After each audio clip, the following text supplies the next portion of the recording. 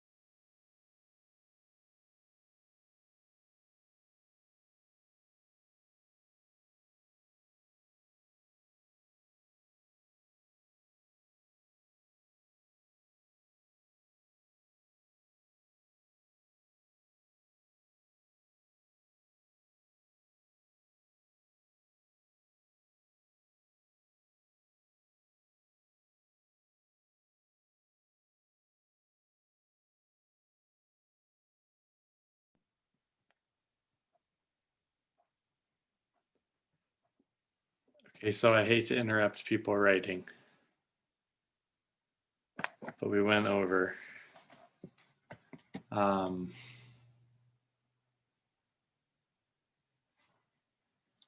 So maybe wrap up what your last point is.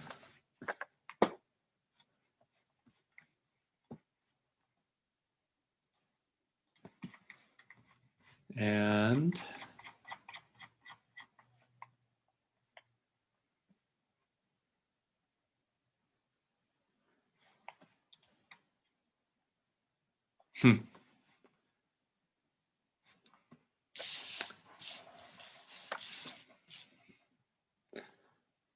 just looked at my notes from last week, and it's big and bold. How do we let things die? And I think we should do a fire ceremony. It's one of my healer. I'm not set up well enough, and it's super windy out here. But we could get like a bowl and put some Epsom salts and some rubbing alcohol, and then light it on fire to have a fire inside. Oh, Subarna has one.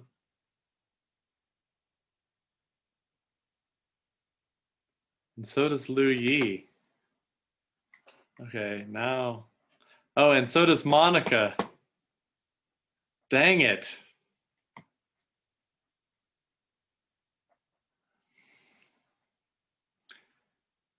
Okay, well, I'm going to make believe I have one.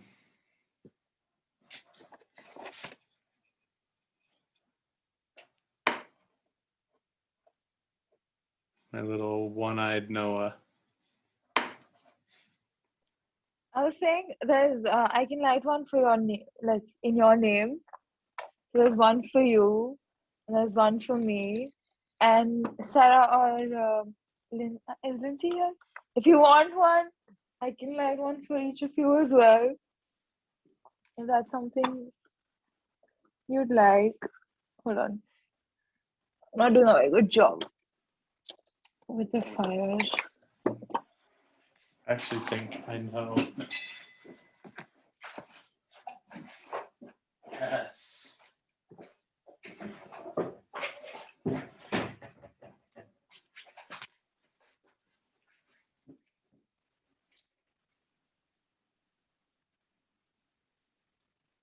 All right. We're getting serious now.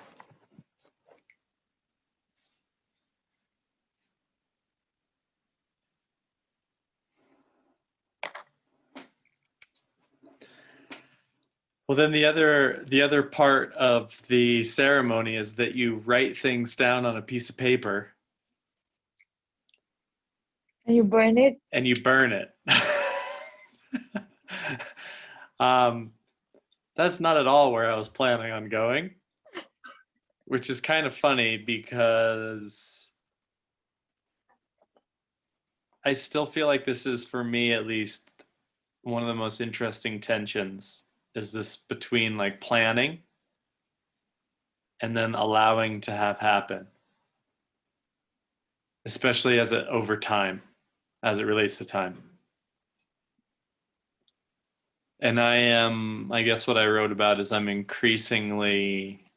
to be increasingly careful to not exploit my creative juices for my mental ideas, and to really honor the mystery and the sacredness of my creativity for what it is, which is maybe different all the time, but definitely not commercial.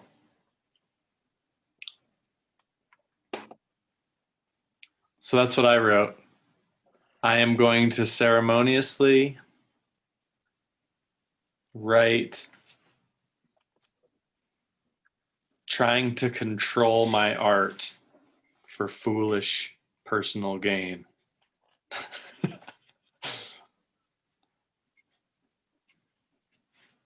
Would you like me to write that and burn it for you?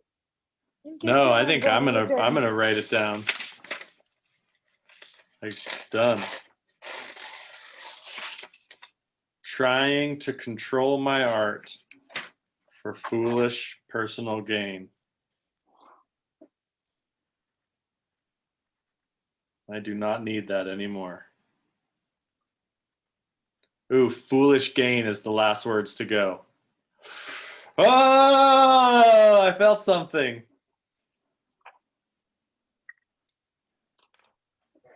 That was cool. Ooh, and now it smells like burnt paper. Surprise, surprise.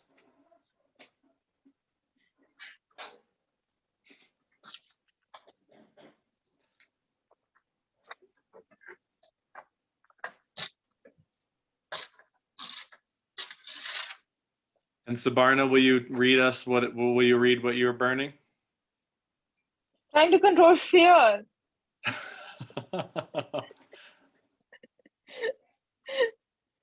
Because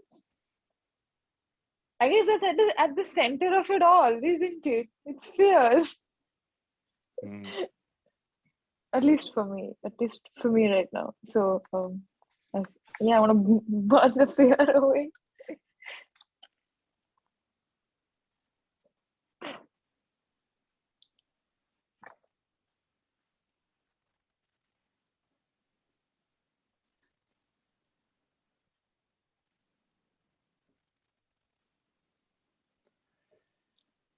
And I feel like this could be like a really personal thing.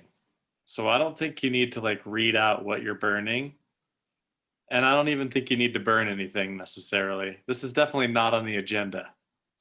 I can tell you that. It just seemed like it just popped out to me. And it's an interesting way to do this. It's also Diwali in a week. So maybe that's some like cosmic connection right there.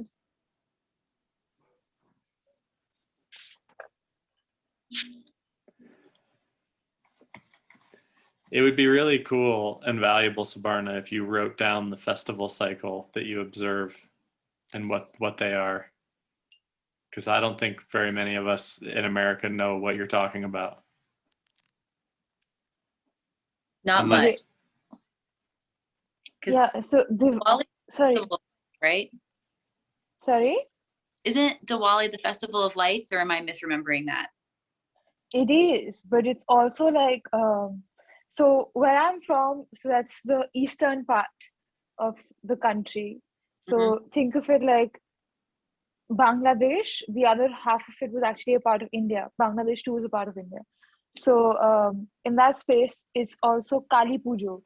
Kali Pujo is the festival of Ma Kali, which is the angrier version of Durga and the more aggressive version of Durga. And like she went all mad and like was lighting everything on fire, and she's like the necessary evil that has to exist.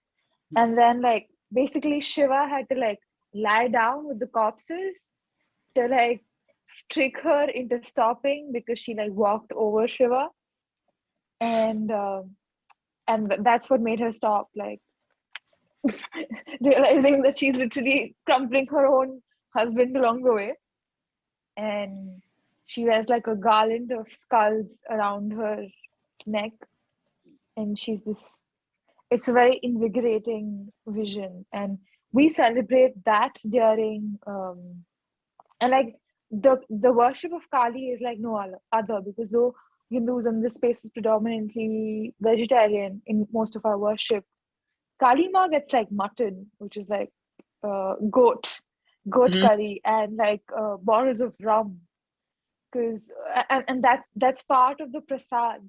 That's part of what you offer her in worship and in that space of being a part of the divine and being a part of life. Because again, the goddess symbolize nature and the gods symbolize culture. So when you're celebrating the goddess, you have to celebrate all parts of her. So I hope that's a little, and it's also the season of the ghosts. So like you burn crackers basically through or like burn stuff through the night for the ghosts to go away till Kali like emerges. That's all I think for now. So in puja, one of the really it was amazing idea for all of us, I think, is the sense that there's an offering, you give something, and then you get something in return. So you basically, if I'm attending a ceremony or a service, there's a sense that I give something and then get something in return, right? Yeah, that's pretty accurate. And it can be anything. Like I've recently, through I guess the last couple of years, I've started like picking my own flowers.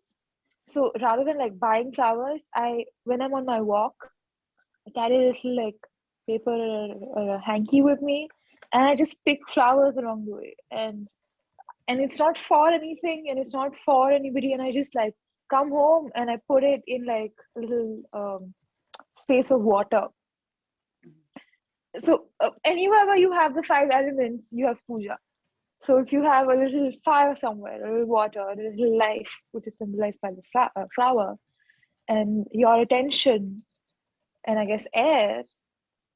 If you have some incense burning, that's great. But if you don't, it doesn't matter. It's just a symbolization of the senses, and that that sense is also there. And that's all it is. It's not necessarily words. Because as I realized in my Varanasi trip, it's less about the words and more about the rhythm. So the mantras mean nothing without the rhythm that you feel with it. Okay. So, yeah, again, I don't know if I'm over speaking. I guess last week. No, you're answering my question, so you're not. And I mean, I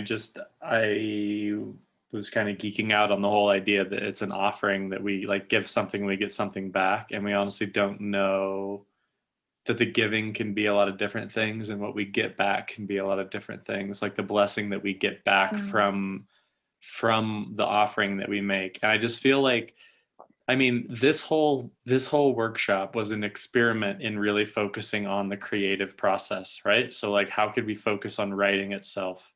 And what does it look like to set up a creative habit that helps us stay being creative and keep going and keep being creative? And Because I feel the other thing is, sorry to interrupt, no, that's because okay. I feel like I must say this, that most of the time, but at least I have been taught by my parents and or my grandparents used to say is that you're not necessarily expecting something in return. Yes, Like fuck yeah. you don't, you're not, and they encourage you not to like smell the flowers, for a matter of the fact, or smell the incense when it wishes. So that's symbolic of like when it wishes to gift you with its aroma, it'll come to you, but you can't go around searching for the joy. All you can do is like create the offering, keep doing it every day. So that's part of the like ritual exercise. And when it wishes to gift you back, I mean, you don't control when somebody gives you a gift, I guess, unless it's your birthday or something, but that too is not necessarily under your control. So at least I've been taught, because I haven't been taught like mantras or anything, I've just been taught like gratitude. Be grateful that you're alive. We throw flowers and we worship Mahisasur, which is like the demon as well. The demon at the god. Basically, he was a human who dared to challenge God. So my dad used to say, he's no more, but he used to say that we worship him because at least being human, he had the audacity to challenge God. And that is something worth, respecting. And he was just, his energies were focused elsewhere, but his powers were gifted by Shiva just as much. So that the worship of the devil in terms of not like what he did, but who he was and what he had the audacity to overcome and challenge is something worth respecting, irrespective of whether or not we agree with their intentions. Sorry, Sean, but please continue. No, it's not an interruption, because that point is really, that's exactly the point I wanted to make. That I feel like to do the art is to give without expecting in return. It's like to do the thing without getting in the way. That's like the highest karma yoga. And I'm still kind of in this, remembering this tradition, right? Like we want to work without expecting a reward. And that when we're thinking about the reward, or we're thinking how it's going to come out, or we're thinking about this or that, it gets in the way of us being really engaged in the process. Mm-hmm. And yet we need some deadlines and accountability. So like, what the fuck? Right. I feel like that's the creative skill that I'm getting out of. And so I do want to like change to the prompt of what did we get out of this course? What did we get that we want to take with us? Because I do feel like a good education, for deep learning to happen, we want something that's sticky. Like we want a phrase that we can remember that sticks with us, or we want something that that sticks with us, that changes, that maybe not changes us. Maybe that's too much to ask for, but that just sticks with us. So I'm wondering what people are taking from the course. What are we taking from, or what are we taking with us moving forward?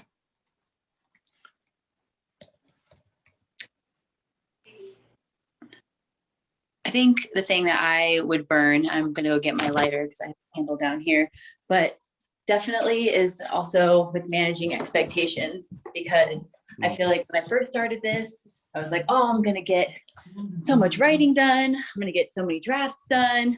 I'm going to do all these things. And a lot of that stuff I did not do, but I ended up getting so much more out of this in so many other ways. And I really enjoyed sharing this space with you guys every week. And I'm really going to miss all of you.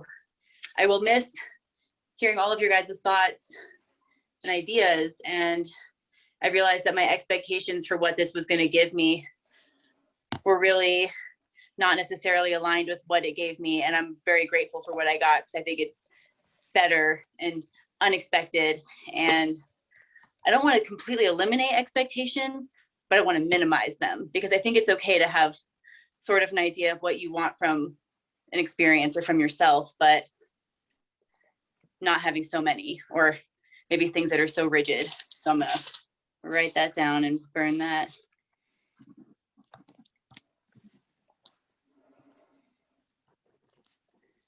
So what that reminds me of is that the segregation of the act of planning with the actual plan itself.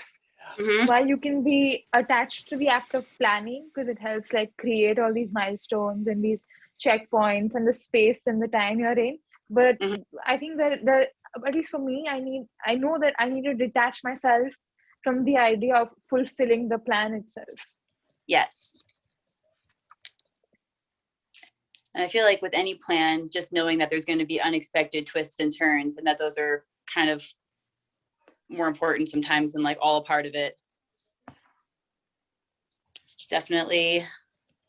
Yeah, I'm like feeling very grateful for this whole chunk of weeks, and sort of amazed at how fast it's gone by. Yeah. And trying to remember that, like with my working on my relationship with time, that part of me has been trapped in that whole, oh, I'll start writing this later, like I have plenty of time, and trying to like let myself be patient, but also remembering that like it does move really fast, and I don't want to all of a sudden realize that like I've missed out on some good chances to write about some stuff that I really like. I think for me that was like prioritizing the creative spirit. But I think that was one of my points in terms of I need to prioritize my night's sleep. Like it's the number one priority to your life, of course. But if I'm sacrificing it, it has to be for like my spirit and my creative spirit, and not like some random TV show spells I'm under. So I resonate with you on that as well, that that has to be protected and cultivated and nurtured, but it also has to be prioritized when it is not that. It is just some sort of like marketing spell that is like coded into us. Yes. Which connects back to like week 2, 3 about disconnecting to reconnect. and the Mhm. whole like mindlessly less mindful, Mm. less mindless scrolling, more mindful awareness of where we're putting our attention. Mhm. Super super good reminder and rememberer. Lu Yi. I was just looking at Sarah's dog in the background and how huge it is. Yeah, he's a very big guy. Sorry. That's That's good. good. I got 2 of them down here right now. Some real fluffers. Sabarna's face. How Yeah, much do they're- they weigh? Hobbs is about 160 pounds and Tyvis is 95. There's some big boys. Hobbs is like 7 feet, I think, like nose to tail. He's just like a gigantic creature. Very, very gentle and sweet, though. I How do literally you manage? Like, I'm scared to get a plant. Yeah, I'm like, you have to walk them. Like, I have to have either someone with me or I have to walk them one at a time because they like egg each other on. And if one of them gets hyped on something, they will drag me like down the street for sure. But one of them, the sheepdog is 9. He's old. He's like very docile at this point. And Hobbs, he's a young boy, so he gets very excited. So they're very cool with the chickens, though. They don't mess with anything. They're like relatively docile and lazy because I think he's just so big. He's just trying to chill most of the time. But yeah, I love it. They like to hang out here with me when I'm doing this. It's very nice. They're good companions. nice. Definitely not something you can go out in public with if you're afraid of strangers because people just like stop their cars and they're like, what kind of dog is that? What's his name? Can I meet him? Hello.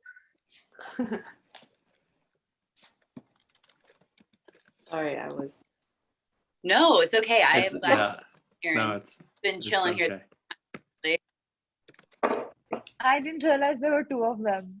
I had seen one on and off, and I just thought it like metamorph like its colors and like Yes, they're both very size.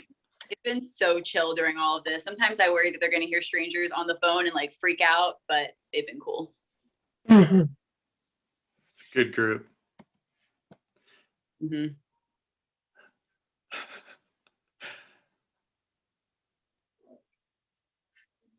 Monica, we missed you last week. Whoops, I unmuted. I missed you guys too. You've been working a lot? Yeah, Yeah. Yeah. Still super busy up there? yeah. It'll never not be busy. I chose the wrong career if I didn't want to be busy. Are I you at least mean- getting time to rest? Oh yeah. Good. I was thinking about the course and what it has brought to me. And I think a lot of my adult life and joining this course and many other courses has been chasing my center, about coming back to my center. I've taken mindfulness courses, and it all seems to come down to that one thing, pulling myself back into the center and reorienting myself to that center. And I think what this course has brought to me, and I've learned so much, and every there's a gem. There's so many gems from all of you, and I'm forever grateful for that. And I think it's stuff I'll be processing for a really long time. I'm so glad we take notes because I'm going to go back. Mhm. And I think what's sitting with me right now is the idea that Sabarna's brought up a number of times, that you can't, it's not that you can't, but the encouragement is not to target the flower, just try and smell the flower. It's to sit back and let the aroma of the flower come to you. And I think that's such a beautiful metaphor for the creative process, because I was thinking like the smell of the flower is so intense when you force it. But when you sit back, the smell of the flower floats on an accompanying breeze. The context becomes so much richer. The dirt, the breeze, the world of the flower, and how when you come back to your own center and just let the things come to you, how that experience, the contextualization of that experience can be so nuanced and layered. And when you are centered, you're in a place where you can just sit and appreciate that coming to you. And I think that in these two courses, Sean, I think that it has helped me to put the writing in that center, Mm, for that to be my tool of centering. And that is extremely valuable, I think. yeah. I feel like for me, that's probably the most valuable thing I've done in my adult life is to cultivate a practice of using the pages as a way of coming back to myself, especially when I need it. Like that's just paid dividends. And I also think like it just unlocks like different ways of being, like you said. I think, we all maybe tried to have meditation practices and then fallen off the so-called wagon. And I think that when I've noticed in periods when I've walked away from my writing, it's the same process. It's not wanting to look in the mirror, not wanting to dig into those truths that are sometimes difficult. But we all know that the only way to the other side is through it. I mean, you just have to sometimes look at very difficult things. And that's how you get back to center, really. There's no cheating it.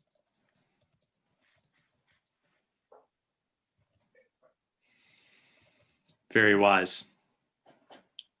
Well, I wish it wasn't a lesson I didn't have to continuously relearn over and over. It's like, when am I going to be done being this frail human stuff? Well, When is it get easier? also in the room today that I wrote down thinking of you all. At the end of life, we literally become our opposite, and we can't control it. So whether or not it gets easier before we die, I think is a question mark. But I do think dying is like, if you approach dying with the right mindset, it's like a really awesome opportunity to really merge with the other, the great other. Mm-hmm. Not that I like want to go there. I'm not like, it's probably not.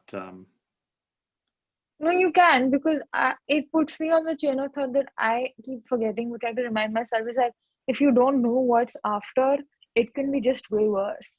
It's just this idea and this promise of what's to come is so much better. So what we have is like, oh my God, my life's not worth it, but maybe this is as good as it gets. And I feel like that's a pretty, at least for me, it's a good space to be in, because then it's like if I sort of destroy the idea of so-called heaven or whatever lies been like after, like when will I stop being this frail human being? Mm-hmm. Maybe this frail human being is as beautiful as life has gifted to me. That's And the point. it's up to me to sort of decide what I do that I can center, that centers me back. And that's something I read in a tagline of a pottery class I had taken, that you center the clay and the clay centers you. And I felt like that's such a beautiful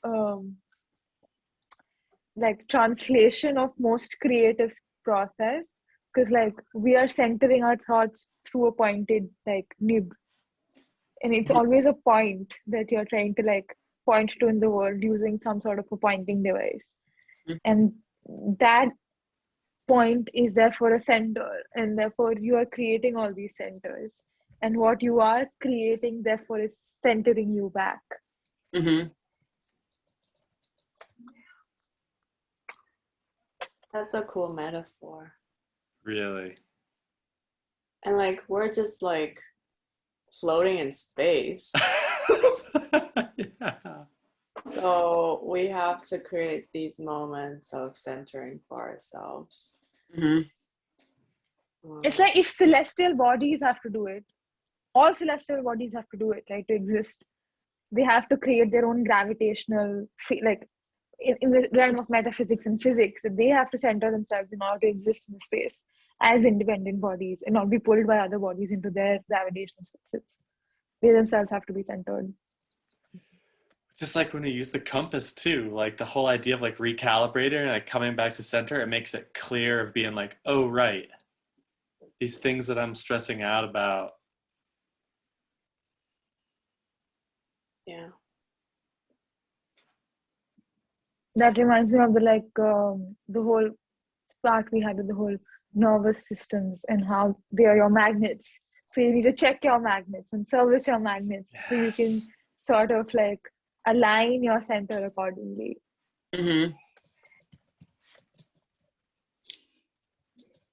And sometimes you need to like you magnetize things that are gross and yucky, and you have to like clean it and like let those things go, so then better things can be magnetized to you. Otherwise there's no space to receive. Yeah. It's like all the celestial debris. Yeah. And that could come That- from anywhere, anything, anyone. And it can, sometimes it's not even meant for you, and then you pick it up. Mhm. Just floating through Instagram, picking up Yeah. shit. Yeah. I think there's and it's an obvious truth, I think, but it's one I keep forgetting, is that I'm always on the quest for this perfect enlightenment or nirvana or way of writing or product, and that's not the point of it at all. Like maybe there's beauty in the debris even, you know, and the point is the experience and the joy of it, the process. It's never the end, right? And maybe it's the same thing as the flower. I'm like looking for it and like striving to find this perfect thing is what's like in your way from finding it. Because I think that like I definitely struggle with that as well, where I feel like I have these like expectations or this desire to find this thing that's going to feel like perfect. And then I never get it. But when I'm not looking for something, I'm like, I have these very beautiful, moving experiences that like came out of left field. So I think when you, Sarah, Monica, when you mentioned that looking for it, I define it as like hunger. Like, because when you're like hungry, you're actively seeking, but you don't know what exactly you're hungry for.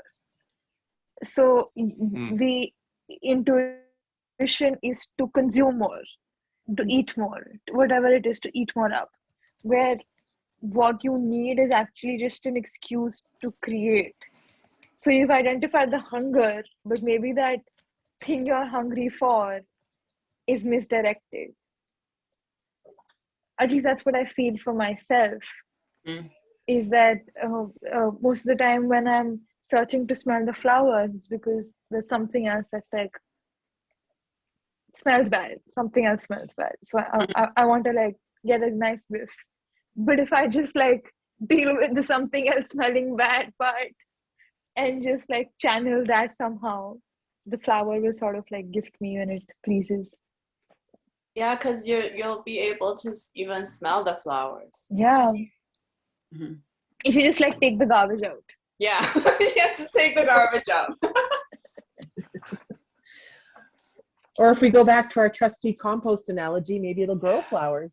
Yeah. Maybe you just need to turn it over. Yeah, balance it. Or time. It needs time. It's time.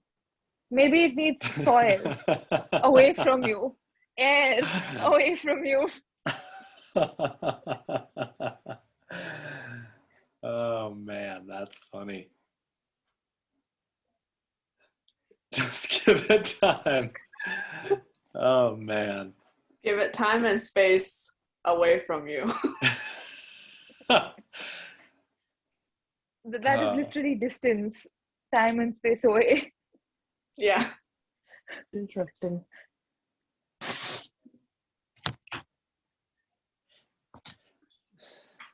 There's a lot. The other thing that seems really relevant is, you know, if just bringing in Buddhist philosophy and the whole wheel of birth and rebirth, at the center of it, what drives the whole thing is confusion, greed, and anger. There's like, so it's like, and confusion gives rise to greed and anger, which is like the pig and the rooster and the snake or something, whatever, I can't remember. But how this makes it, the greed is wanting things. And the anger is aversion, not wanting things. So we're caught in this like, ooh, I want this.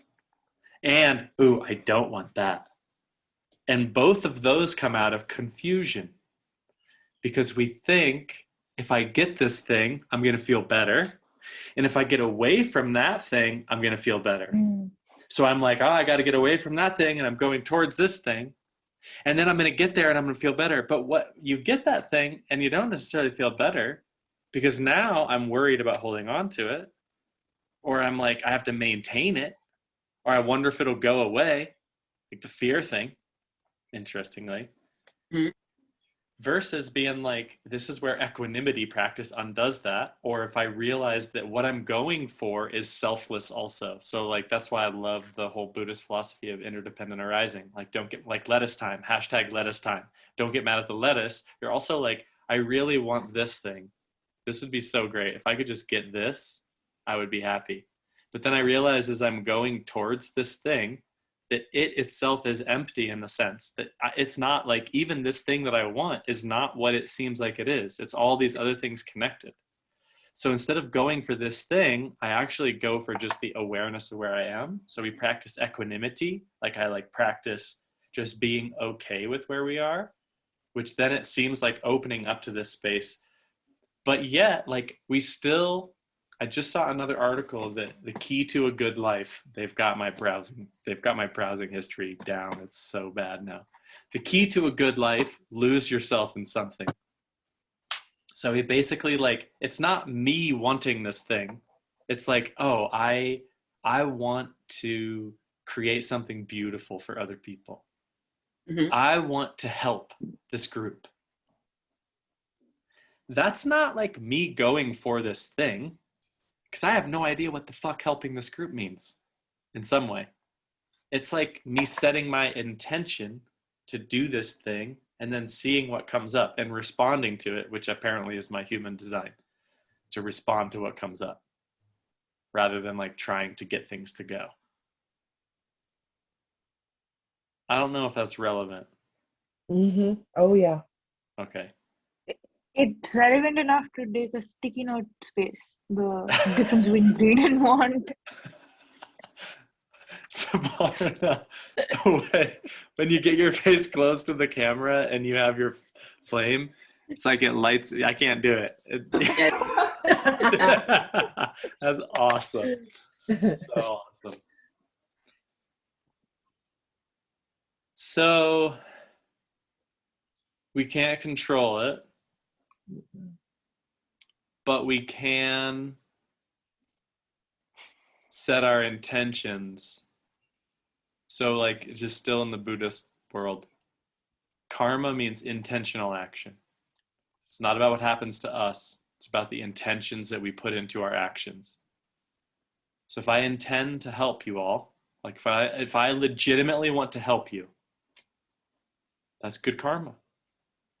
Because it's going to help me be more helpful. Or like the easiest way to describe it is loving kindness. And this is neuroplasticity. This is backed by contemporary neuroscience. If I practice loving kindness towards Monica, you're amazing. Which is true. When I practice loving kindness, it makes it easier to be loving in the future. It's like I'm setting my neural pathways. I'm getting in a groove.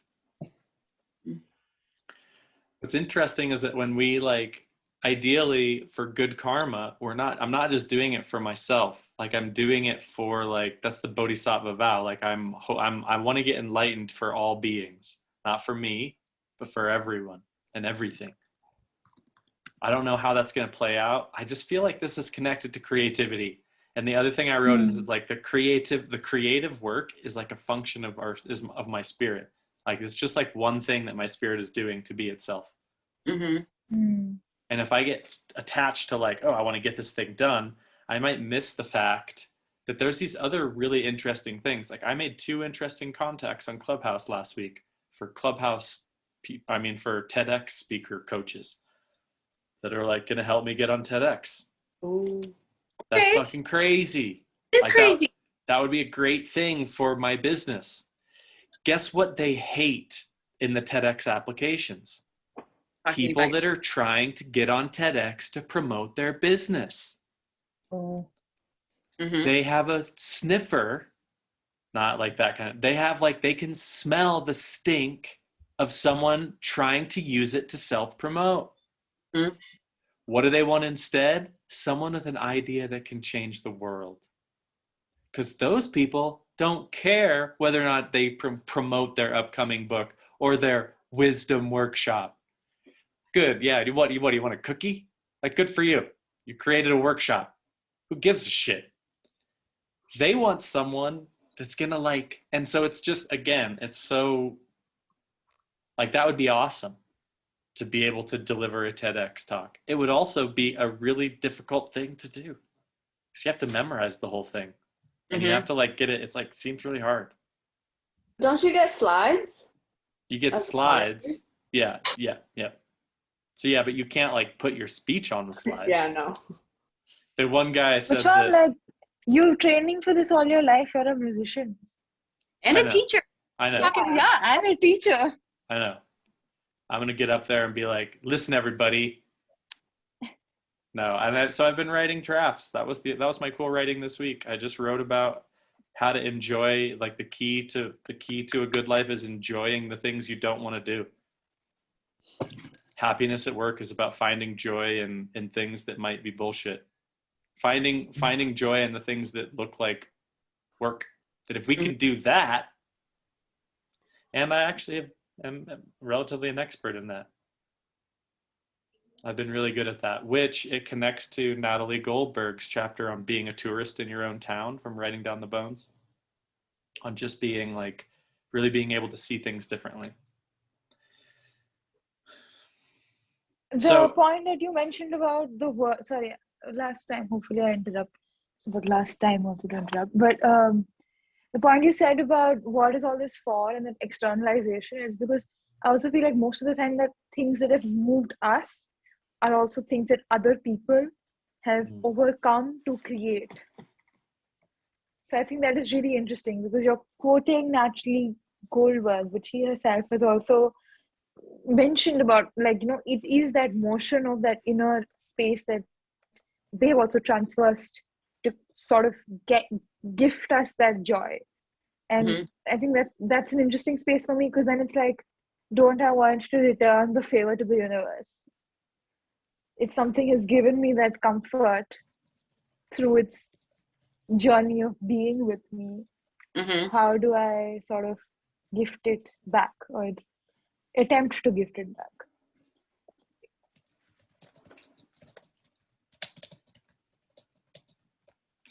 So the Nahua people of central Mexico, one of my thesis advisors in college, what we call the Aztecs, they call themselves the Nahua. He wrote a paper called "We Eat of the Earth and the Earth Eats Us." This is good for Halloween.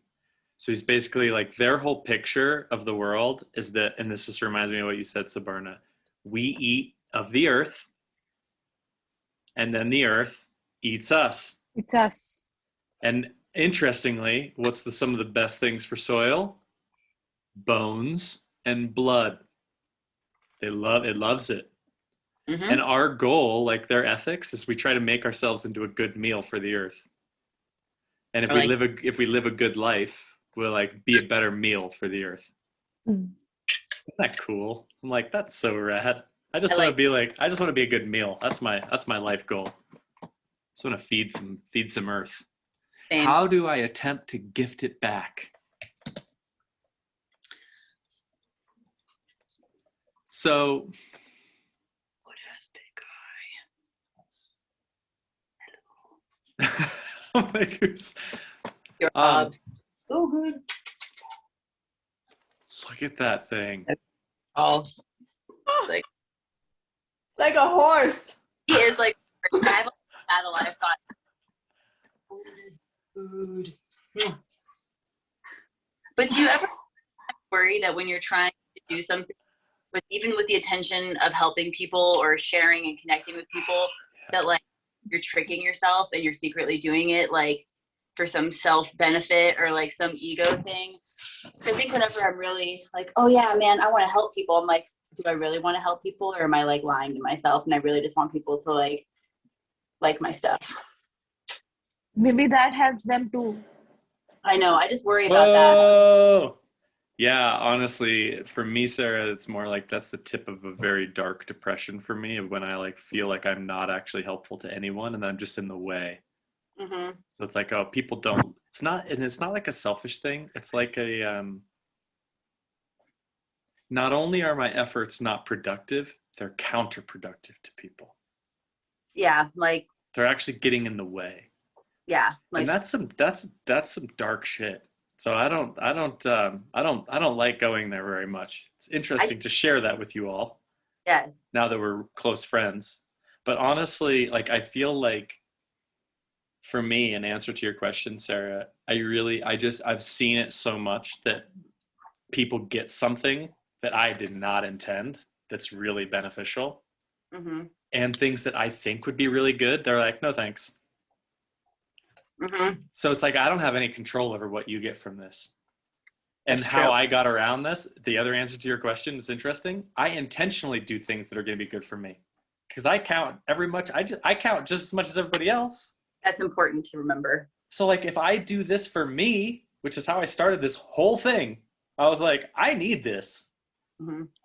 for me to not go insane Yeah. in April of 2020.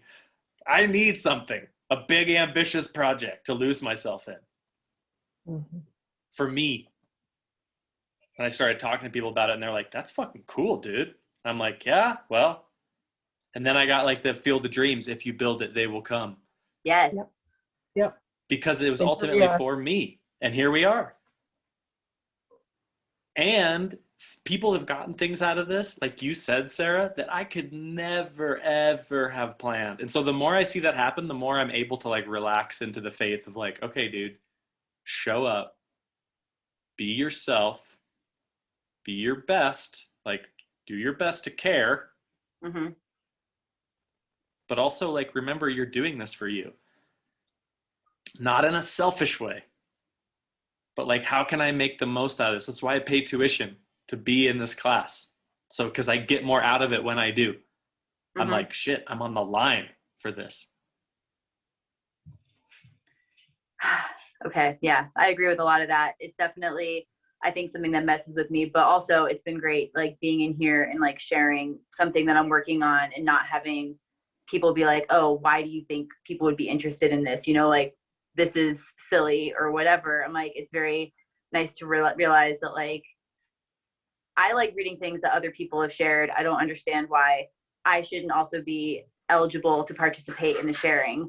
So it is just a weird, I'm always like kind of battling with myself over whether I'm being like egotistical by thinking I should write something and share it with people, or whether it's like, because it is something I want to do and it like calls to me, but I don't want to seem like this like pretentious egomaniac who thinks I have like all these important things to tell everybody.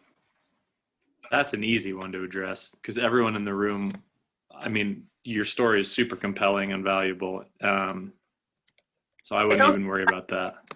Yeah, that was really, really fulfilling for me and it gave me some motivation to keep going. But yeah, it's definitely, I think, a thing that a lot of people probably battle with as well. Just Yeah. feeling like, why would my case be any more interesting than anybody else's?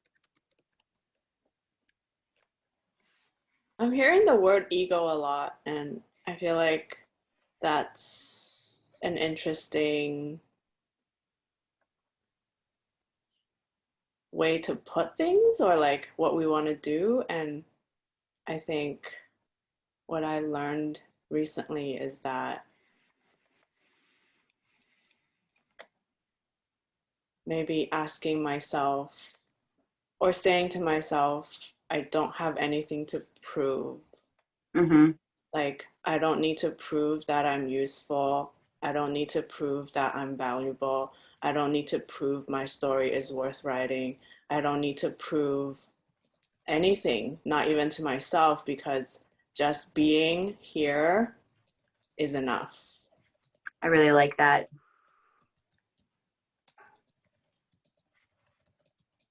It's good. So good. Really I'm gonna good. piggyback with a reminder to people to go read the Wild Woman book. This is something I just like quoted on. It's on my wall. It says the wild has no motivation to prove control. And it's funny how we started with Sean, you saying, I'm going to try and not control blah, blah, blah, that you burnt into your fire. And then I said, I'm going to not try and control blah, blah, blah, and burn into the fire. The wild has no motivation to control, to prove control, not even control, to prove control, to prove character, to prove worth, to prove value, to prove beauty, prove shape for respect. The wild would never advocate torture of the body, culture, and land. Yeah, because that proving is part of the exploitation. Yes. Mm-hmm. And like the packaging, you're like to put it in something that's understandable too. It's like, oh, I've got a grip on that now. Wow. I think it's hard to look at yourself the way you look at everybody else. Because anybody I know who tells me they're working on something or that they have a dream or a project or any of that, if I know them well enough, especially, I'm like, yes, you can do this. Like everything that you're saying is valid and interesting and important. And like, I endorse it 100% and I love it.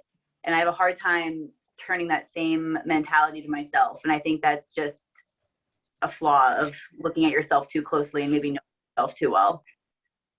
And like, because you have to live with your own mind inside your body and your head. And that mind is like so distracting and confused. It's a jungle in there. Yeah. Daily battle. Yeah.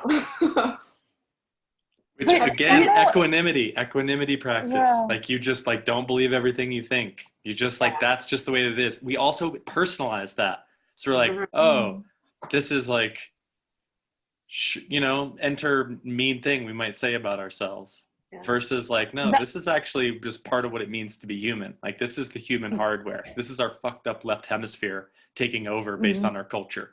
Mm-hmm. That's the difference between shame and guilt, right? The guilt says, I did something shitty. The shame says, I am shit. Yeah, we don't want that. That's the part that you need to get off of your magnet. Yeah. The I am shit part. Yeah. Clean that off. Which is interesting. Like, again, one of the things that oh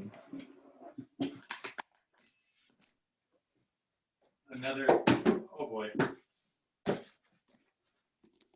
The Power of Story by Jim Loehr, that's all about like the story we tell ourselves.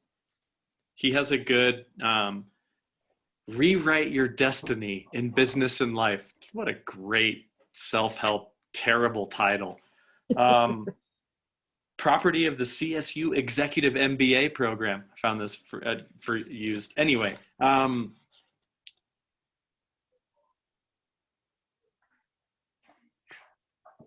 wow. Yeah. Okay. So it's basically all about the story we tell ourselves. That's your story, the premise of your story, the purpose of your life. How faithful of a narrator are you? Is it really your story you're living? The private voice, the 3 rules of storytelling. So it's basically, he's the one that says the quality of the voice we use to talk to ourselves is like the #1 determinant of the quality of our life. And that we can train our voice to like be nicer to ourselves as we talk to ourselves. Mm-hmm. But generally we like aren't that good at that. Like the voice we use to talk to ourselves isn't very kind. It's not as kind as we would talk to a friend. No. So then like when I'm thinking about like writing the good life and like rewriting our story and rewriting our life is partially just about rewriting and retelling the story we're telling ourselves. So it could be like, oh, I didn't get done what I set out to get done. Or it'd be like, you know what? I made a little bit of progress. And that progress is going to be enough to keep me going. And I'm going to do even better at just doing a little bit each day, 15 minutes a day. See what comes up. And I'm going to be not so mean to myself if I miss 7 days in a row, because I know I'll get back to it on the 8th day. Or something. I don't know. Yeah. One other thing I wrote down in the writing part was like we think we have full control of things, Yes. but we don't. Yeah. Like we think we can write 7 days a week, or like whatever goal you set yourself for Yes. yourself. But we really don't have a lot of control with that stuff. Yeah. Like there's whole forces out there that's bigger than us. Oh that yeah. we have control over.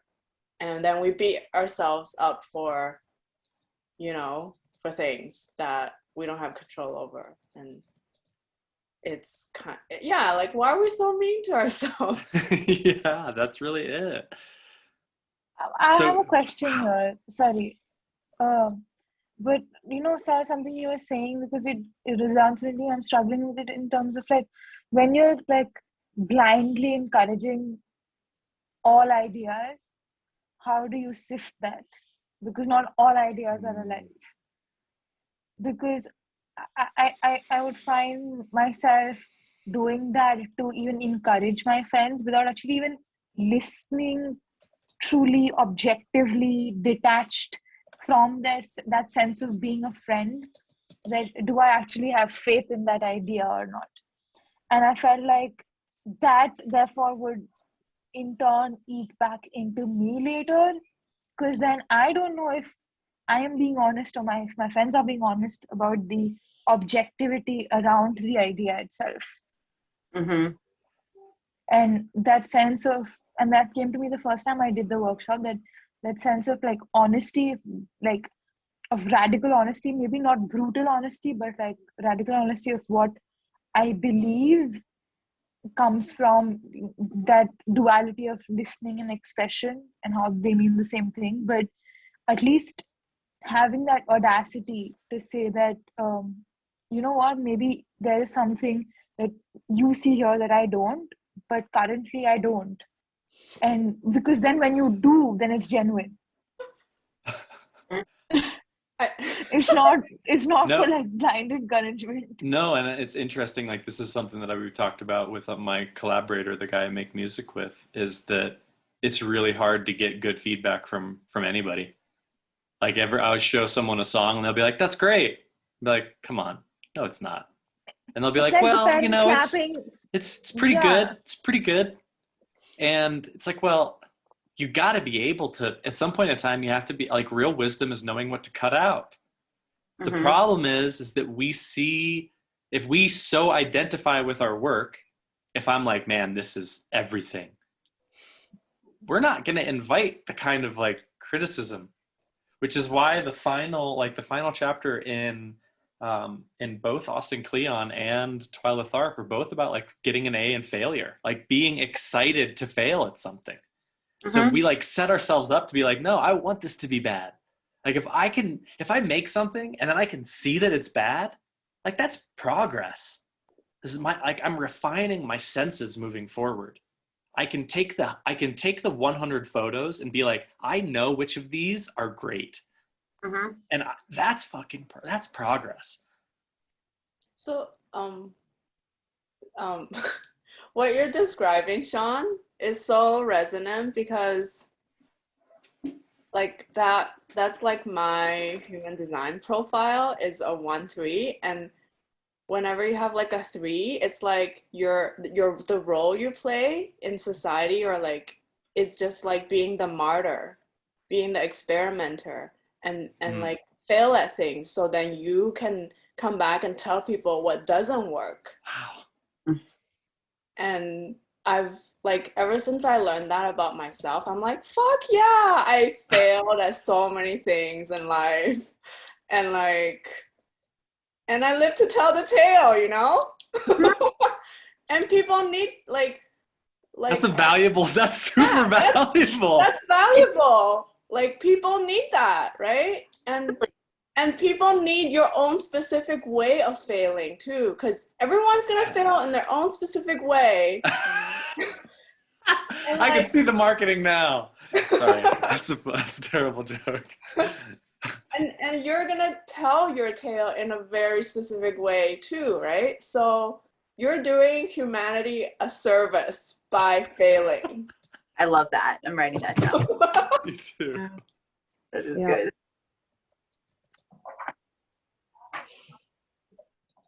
Okay, but also you're failing in public. Yeah, You're failing in a way Yeah. that other people can see you fail. yeah, And you're also Because it- failing in a way that you're able to fail again. yeah. So you're failing in a compassionate, generous way. You're not just But you failing. can't control that. Correct. It's also like you might actually have to fail 9 times before you get to one success. But again, if we flip the story and the failure becomes like a success, then cha-ching, we've got the failure immunity that Bill Burnett and Dave Evans talk about. Because we're looking forward to that as faithful attempt in learning, right? As a failure means like we're faithfully attempting to learn something. And we Yeah. know that. Holy shit, I love it. We were talking about perspective, right? And perspective and how we talk to ourselves. And there's this whole concept of like transactional analysis in this book called I'm okay, you're okay. And that's that 2x2 matrix of like how we perceive people in terms of and our inner voices as the parent, adult, and child. And conflict arises from, say, the parent in me talking to the child in you, or the adult in you talking to the child in me. Mhm. And that sort of a 3 into 2 whatever space that there is. And I think that was really interesting because we were talking all about equanimity and how it's all okay. And the title of the book is I'm okay, you're okay. And this space of like honesty that we feel like everybody, because we are so hungry and like society in general is so hungry for validation that we like jump at any occasion to provide it and to encourage, but at the same time does that take away from the power and the quality of our encouragement itself, and how that feeds back into us and our ability to martyr and be the Louise that we need to be to sift the dead from the alive. To be the Lou Yees, we've got to be. That's a little gem there. I don't know if it's going to make it in my notes, but I love that sentence. That It's funny when you said that someone in the group yesterday, their final reflection was, I've been so cultured to need my wins to be externally validated Mm-hmm. that I've never gotten the practice of validating my wins internally. And this was the first glimpse of seeing that there's a whole possible world out there of being able to validate my own and get my own standards for what counts as a win. Mhm. I'm like, well, that's fucking huge. Yeah. Good job. Grade A is like a really like a funny joke, right? Because that's how we learn. A+. A+ from the outside external validator that you just said you didn't need. How's that feel? What if I said F? What if I said you failed? Would that take away from your validation? Because congratulations, you've graduated. You're a participant just like me. I still need to get like a good, like, what's your certificate say when you graduate the class? Participant in life? It's a pretty good one. Creative participant? Flower sniffer? Failer in public? yes. Lettuce grower. Yeah, lettuce grower. I like that. So,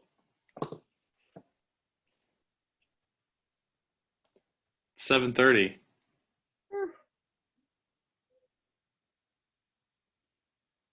Does it feel like the end this time, or does it feel like we still go? We must still go. I mean, even without this. We must still go. Yes, yes, yes, yes. That's obvious.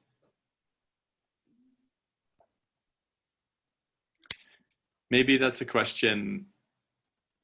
I mean, it seems like, yeah, was curious. So I was telling, I was like, so is this is the seventh, this is the seventh class of the class that's doing it again?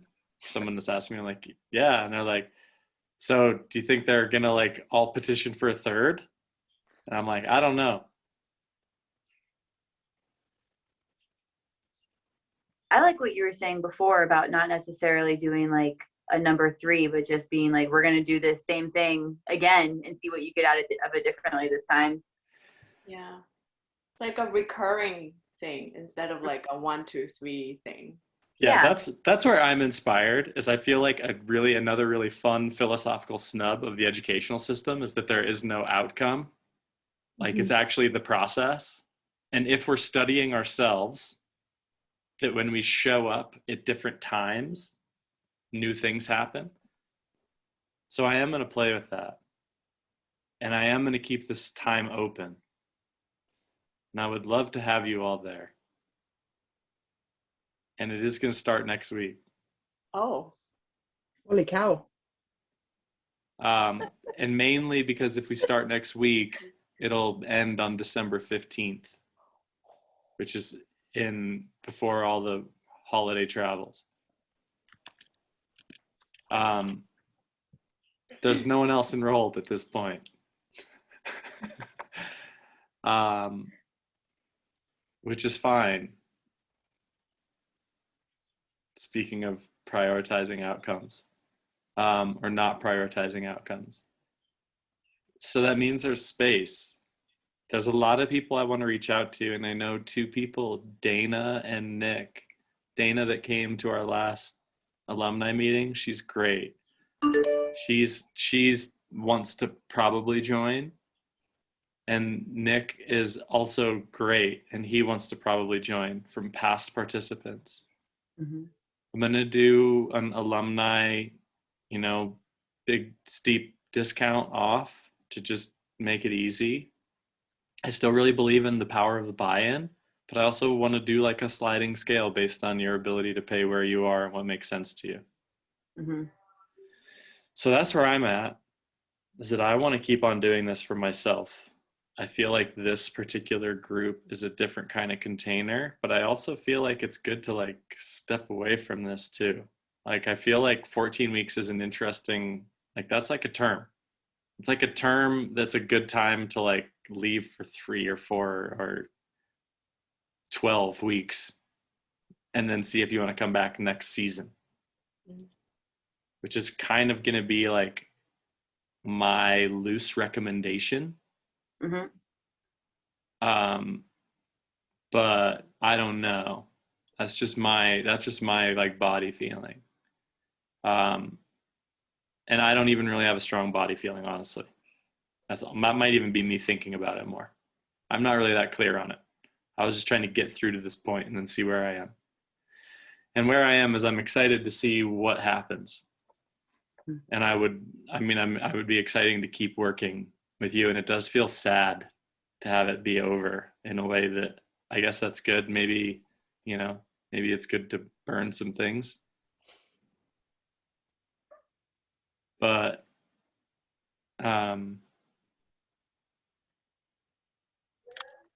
yeah, that's where I am. I think we need to keep this going. The other thing, just to remind you, Sarah, is that there is going to be, the alumni community, I hope, will be growing with other kinds of self-selected people that are cool to meet. And so as we move forward, and I'm thinking about offering some other courses, there's a comparative philosophy one, a comparative religion one, positive psychology East and West I've been working on. So I think there's going to be more things that I want to offer in the coming years. And hopefully as it goes, the community will continue to build and there'll be more options for interpersonal. But also, like, I really hope that this is empowering for you to set up your own container with the people that you might want to work with. Mm-hmm. And not have to pay someone to do it for you, which is kind of what I'm doing. Not that that's bad. No, this has been a good one. This is a good group. It's great. It's very endearing. I feel like I don't want to say I feel more myself. Maybe it's also because I'm like tired and it's the end of the day where I'm just like, let me tell you what really puts me to the brink of depression. I don't share that shit with anybody. but it feels like safe. I don't know. It's good. Yeah, it does. It's a good group. It's a good group. I'm gonna miss a lot. I definitely would love to keep going. It's been such a real joy getting to share the space with you guys and learn to be more playful and more vulnerable.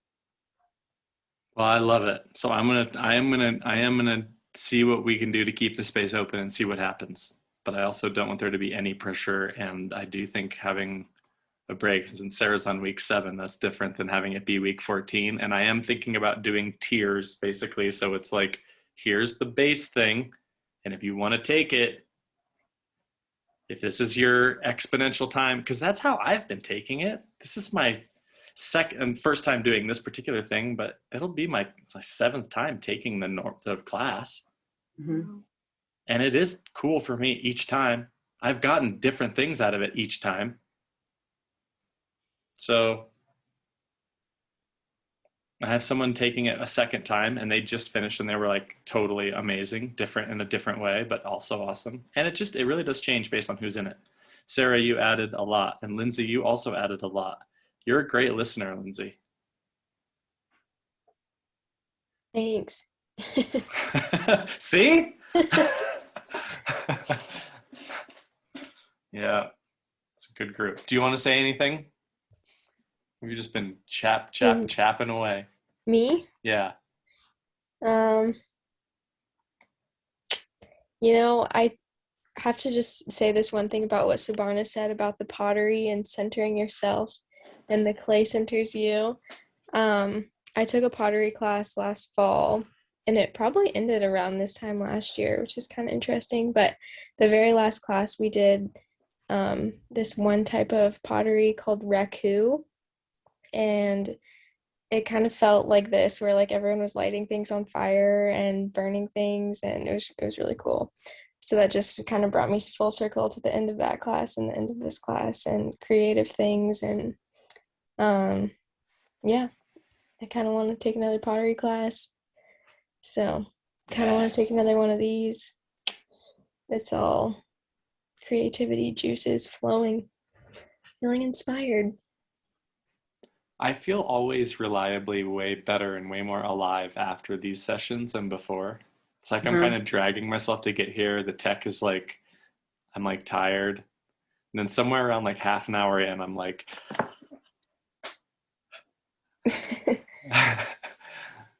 so that's why I don't want it to stop.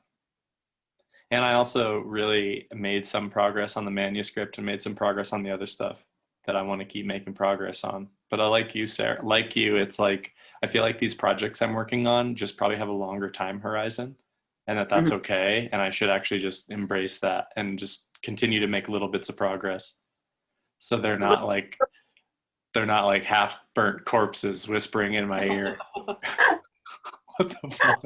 I won't be able to forget that. Thanks, Subarna. I'm sorry to do this, but I have to duck out. My life Yep. back in. So Bye, Monica. I do too. Thank you, everybody. That's Thank you. amazing. And this isn't the end for me, but I may be doing the break, but I'm so excited to see you guys all again. And I will. Yes. I'm feeling that as well. This Yeah. community is strong. Yeah, Enjoy it it. is. Enjoy your life. Okay. And Bye, thanks for everybody. everything you do. Likewise. Well, there we have it. Call me, or I'll reach out to you. Good night. Let's all talk soon. Yes. Good night, Bye. everybody. Bye, guys. Let me know. See ya.